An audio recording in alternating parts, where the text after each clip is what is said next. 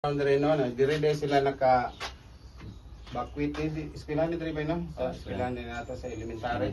Then kuan kato gahapon nangayo ta og panabang no, ni mo tong City Boron wala man diri kay na gusto ko nagwa pa saging. So ikaw lang sa akong una og interview kay ako man pong ipakita sa naghatag sa hinabang kay ko ara ba ni sa New Zealand. So kapadala siya og kwarta nako kagabi.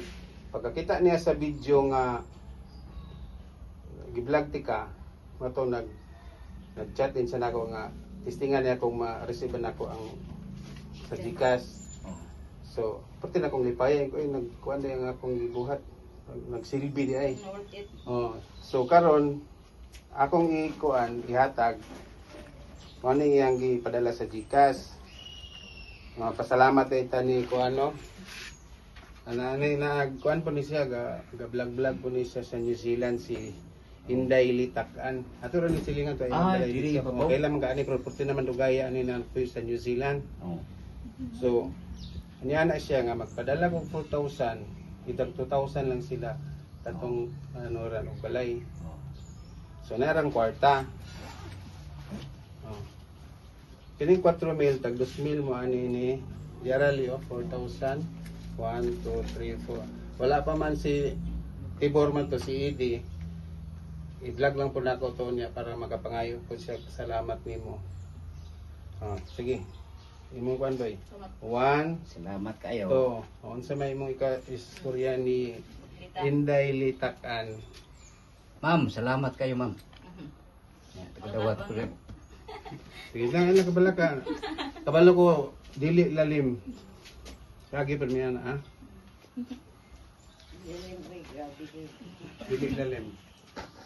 Tulod ay mo kabalay na kuan nasayop lang to pagkuan gahapon kay kini siya day ang mama ni katong idi apil day ang nagtapad inyong balay. Kami tulog yun. Tulod ay kabalay ang na ano ug katong simbahan katong kapilya. Wag yung may nadala. Then ang na-vlog man ko nako gato ko nga duha ra sila pero sige lang at least manawagan lang gyapon ta basin pa nga na maluoy nato no sama ni karong iboy wa siya ka so iyang kalipay nakakuan gid siya pasalamat ta ni Lee salamat kay pod sa imong panabang nga ang Ginoo nay mahibaw nimo diha sa imong pagpanabaw sa New Zealand kasabot ko nimo sa imong gibati sa atong kababayan diri sa Abono din bukod ana boy gahapon wala gid po ka ko kapanganda makahatag nimo kay ko kabalo nga naanuran mo niya poy ako ang hinabang nimo kinasing-kasing nga Salamat kayo, boy.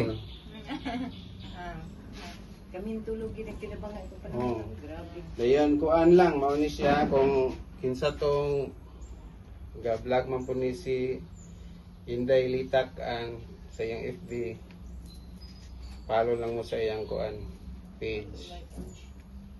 Kung kasi nakakita ani palihog lang po kong follow niya no kay basin pa dagan ta siya matabangan kay tuwa ni siya sa gawas. Siguro sobra na ni siya 30 ka tuig tuaga po sa New Zealand. Salamat day kay Liha nga pagbuot po siguro sa Ginoo nga nag-vlog ko nag-content ta. Nya kitanduhan nagka sige og makakita ko sa imong video, makakita po sa akong video, sige comment. So napuslan ra gid nako ang akong pagkuan nga di na to may bala ng kuan sa Ginoo nga niabot gid ang panahon nga naay day tay matabangan bisan sa akong pag-vlog dili man akong kaugalingon akong Ginoo na nangandoy po ko nga makatabang po ko sa akong isig ka tawo. Sige boy, salamat kayo din si Ma'am, salamat kayo. si Ili na po to akong ikuan niya. Kalipay nito yung bawa no. Tungod sa